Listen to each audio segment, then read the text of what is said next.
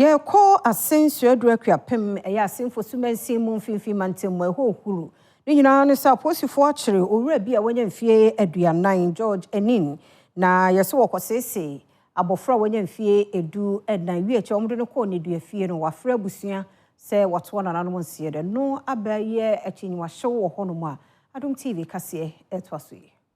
So kupimo Assin Swedru Akuapem no wa Assin Fosu municipality wo mfimfi mantem no mu a mentimo ase amane so wo pa ne nyina enam opanyin bia wodi mfinhya no aduane ya ne din George Enim a isusu se wowu ewo aposifo akache wotwifo pras obi nim ne enam so ma woti na no mu ensiedo ya busuan ye ni abre enti e pa di bi che omdem sa police station pras ye ko ko sini nyina e no abo ba ha no di fa bo kwase bia omote kwase no mutumi ya no ye ko ye na ye hu se mo boy amane se wawu no na me ka tre prosecutor ni se oni ye nko mo chire ho na me nti se obi di se be da prison a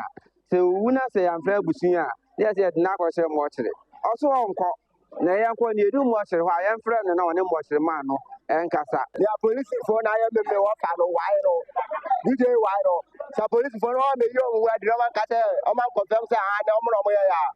o mo che o place ho no mo ye de ni bre ba na ba police station no o mo che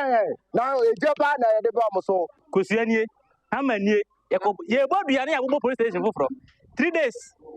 ye beskata police station na na wasansemi hu anu yi na Central North Regional Police Commander DCOP Ibrahim Akwe enso kyerse ade asi anyade na obia ehwehwe nanso okiremu de a memre de twemu na police sadom hene etu ewjaku bi a wonom ekopi mu ewo opanyin yi ebusuan fie ede asemosi ekobo wonom osane asemosi ene tudwa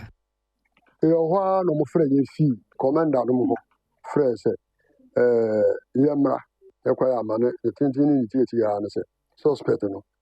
wa ye nyame de no kware wa ye nyame de owahi police for no obo na kwato mochi asem we de na kakra nti ye bona kwa ye kwa na mpa ye kwato no ye kwa no stays won ho ne haru mawro ni ho awro ne na ho awro afei moja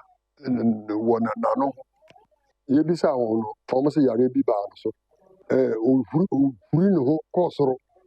na ono abebo form enti 4 days ni nyina no dem akopem se owi ba